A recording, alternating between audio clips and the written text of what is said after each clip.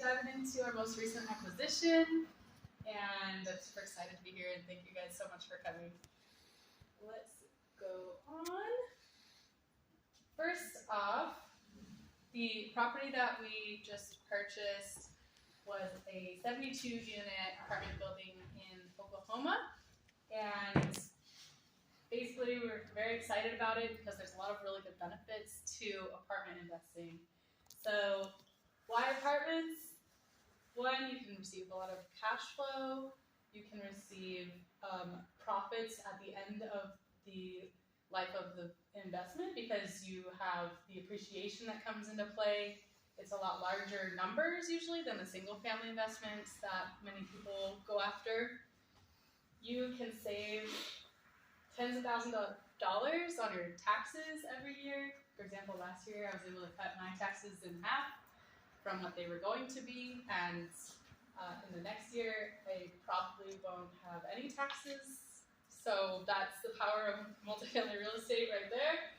You can protect your wealth, you can hedge against inflation, and being that real estate is a tangible asset, you're able to have your wealth in something that isn't just going to go away like a stock can or something like that. And reduce your investment risk basically by diversifying your portfolio and being able to invest in an alternative asset, something that's not a stock or a bond or something like that. And just accelerate your investment goals. Typically there are really good returns on apartments. So for those of you who don't know me, there's only a few faces here. I think just one actually that I don't know. Oh, two. And basically, we are KGI Capital. We help people who are passionate about living life on their terms invest in multifamily apartment buildings in order to build massive wealth and significantly reduce their taxes through multifamily investing. So I focus on sales and marketing and investor relations, and my partner in business and in life focuses on acquisitions, repositioning, and the asset management side. So we make a good team, and we're both, I think, in the best place we can be in our company. So we invest in 20 to 100 unit properties, and we look for properties that need work, that are distressed, and basically need a lot of love. We look in the Midwest and the Southeast of the United States. And what we do is we focus on acquiring properties, adding value to them, either by improving or replacing the property management in place, reducing expenses, fixing up the property, improving rental rates if they're below market value, things like that. And then we're able to profit from that and receive passive income while we're doing all of these renovations and fixing. And then eventually refinance or sell and be able to profit from that as well. And then we just repeat it with every property. And it works out very nicely. So in the last 6 months, we've raised $400,000 for projects. And to date, we have acquired 80 units and have about $10 million in assets under management. So before we get into the deal and everything all the details of the deal, you have to understand what a real estate syndication is. So if you're not familiar, it's basically just a way for a group of people to pool their money and experience together to invest in a real estate project. The group typically has two types of partners. So you have the active partner and the passive partner. And if you want to make it super simple, the active partners bring the experience usually, and the passive partners usually bring the money. Why would people syndicate? Usually people want to get into a syndication because you can do more together than you can on your own.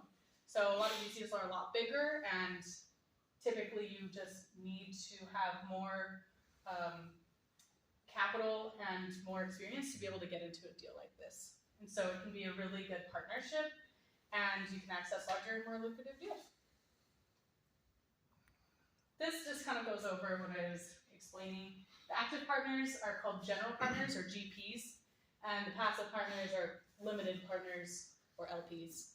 And basically, the active partners manage the deal, and then manage the project, whatever value add they're doing to the property, if any, and then manage any day-to-day operations and make any of the decisions based on those operations.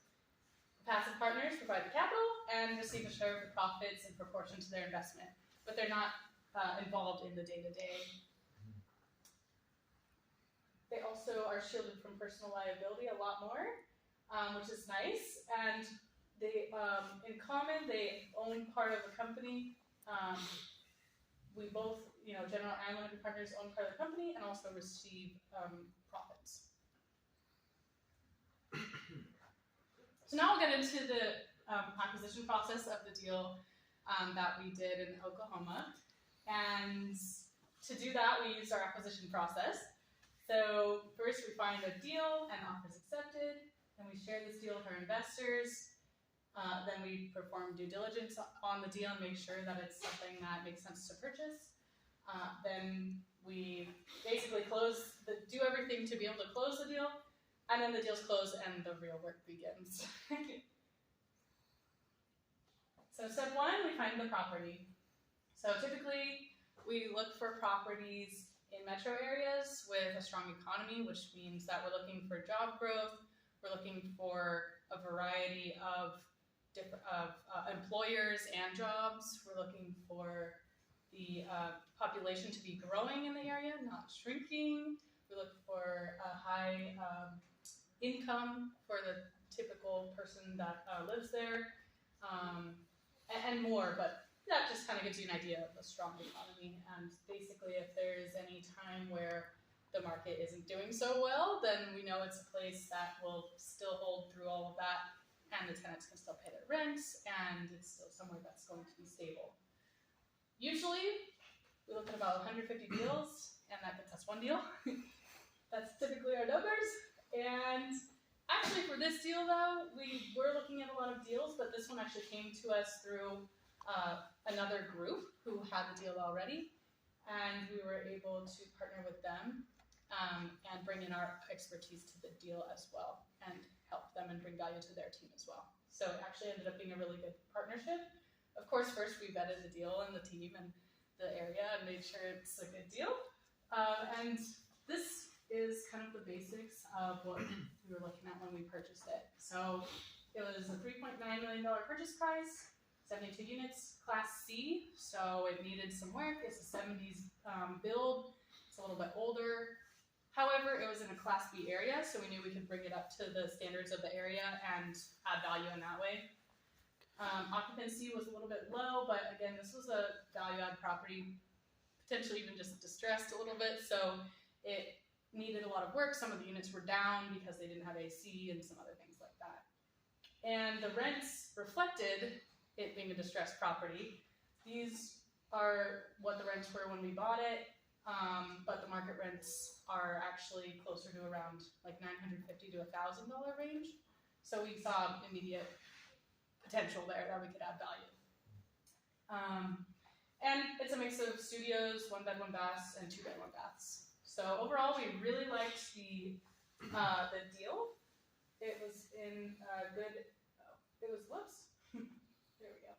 It was in a really good area, about 20 minutes outside of Oklahoma City, and it's in a growing area, so it's in the path of growth. A lot of families are moving to this kind of suburb area to be able to have affordability, but still be close enough to the city that they can go in, work there, hang out there, take our kids.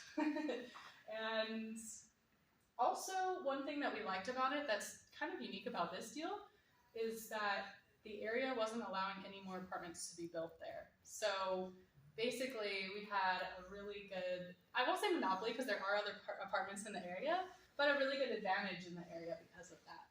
And most of the other apartments there had not been updated yet.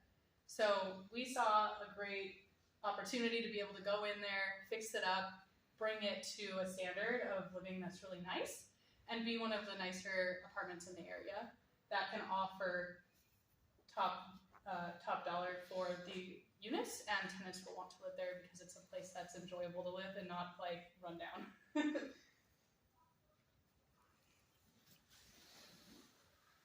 This is what our numbers looked like.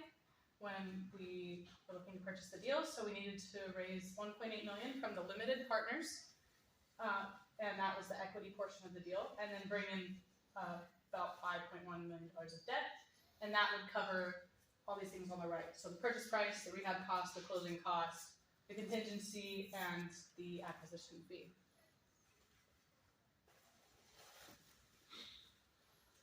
It's a little blurry, but here is the building. there are actually a few buildings, but this is Grayson's Ranch.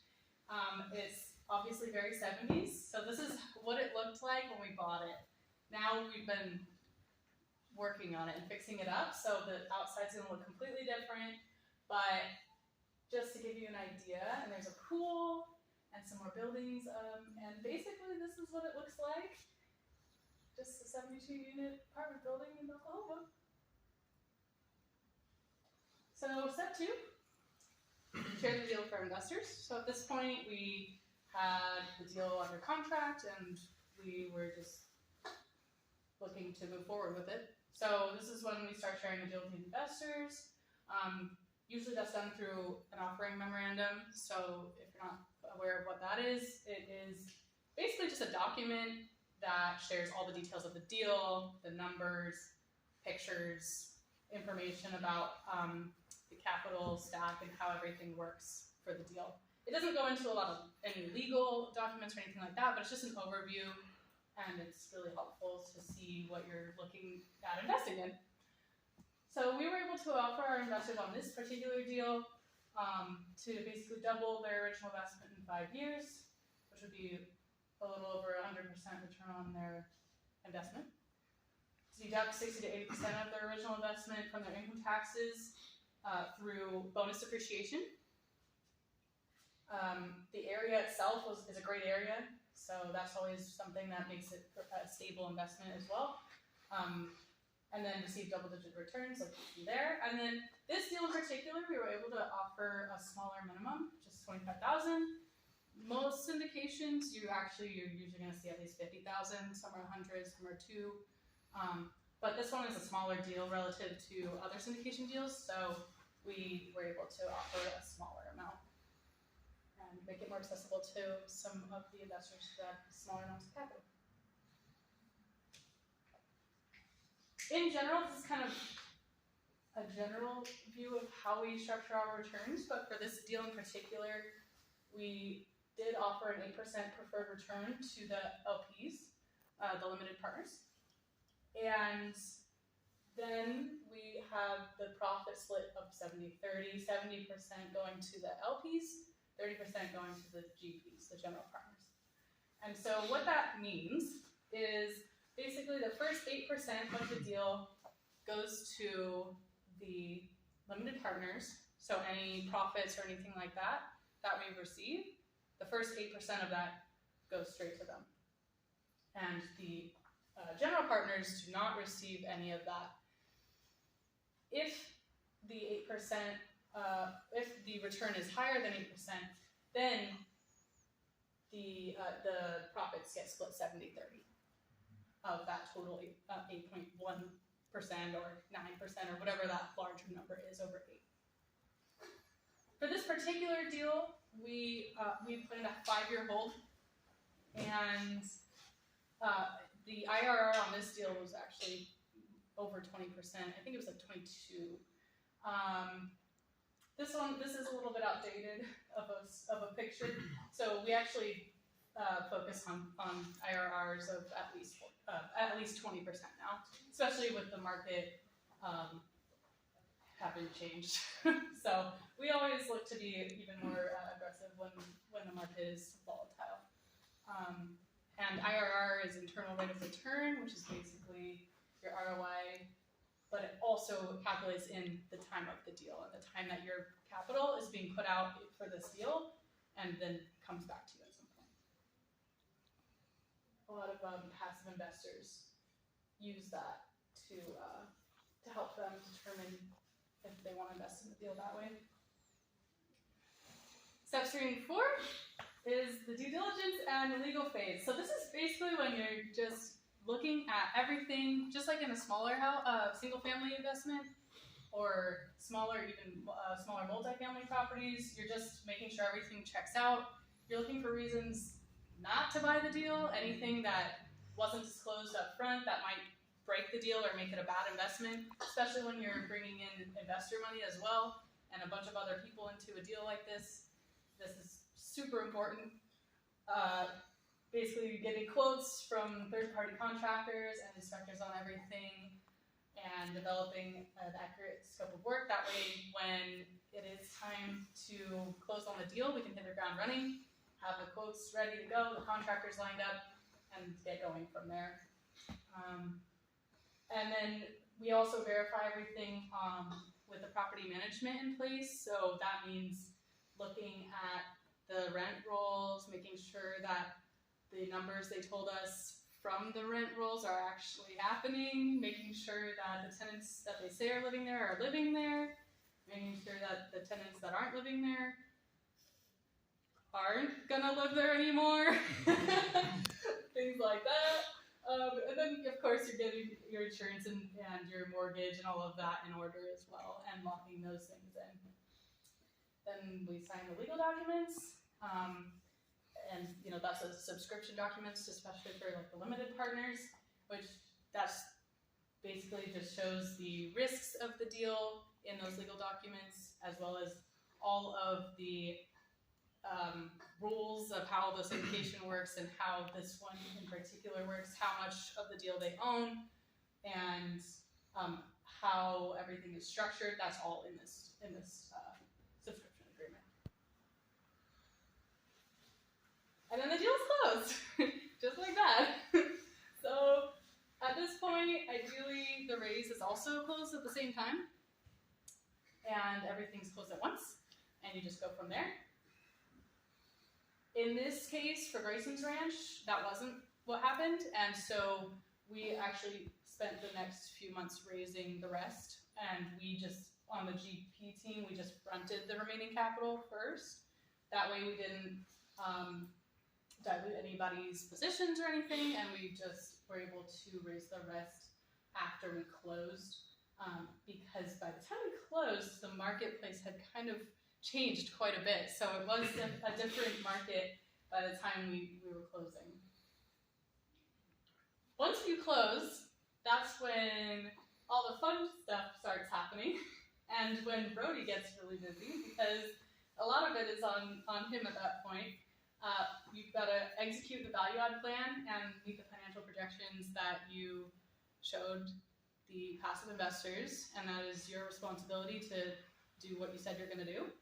So fixing up the property, and on this property in particular, we immediately replaced the property manager, the property management company, brought in a new one, and they're really, really good. They're on site during business hours full time, and the tenants are much happier because they can actually talk to somebody, which wasn't the case before. We've been improving the units, so doing full renovations on all 72 of them. A lot of them need new AC units. We're going to be redoing the entire outside of the buildings very soon here, so that'll be fun. It'll look a lot better. There won't be those weird roof things on the walls anymore. It'll look modern. And everyone's going to be enjoying, all the tenants are going to be enjoying it a lot more, which is awesome, because obviously we're always looking to bring in more ways to improve it for them and improve their quality of life there, so that they can feel at home there and want to stay longer and build a really good community there. And it also helps to be able to have them basically just be happy there, because it'll also attract those kinds of tenants and good tenants, the people we want living there. Cool, appreciate it. Alex, you're renovating the entire 72 at the same time? Oh, good question. No.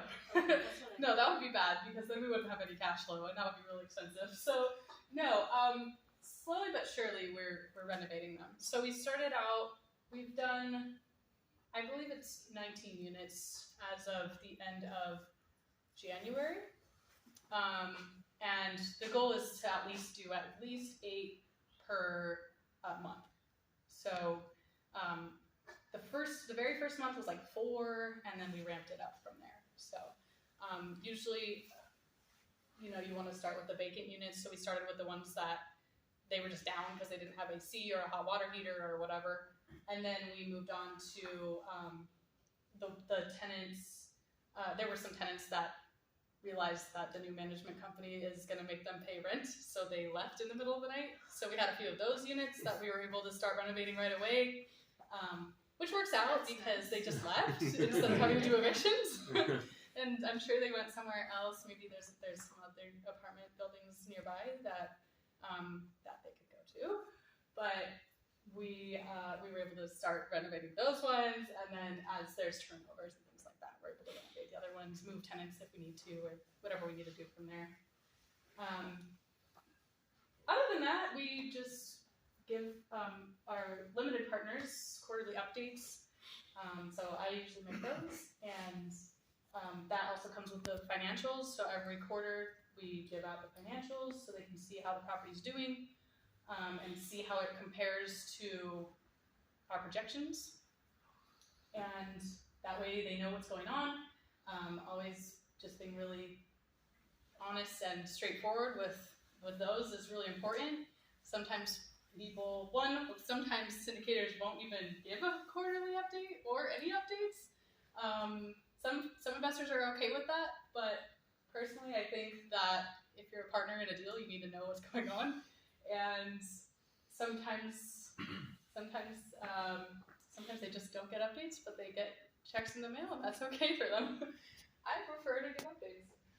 And also it means that now that the deal is closed, we're doing weekly asset management meetings and just making sure everything's on track.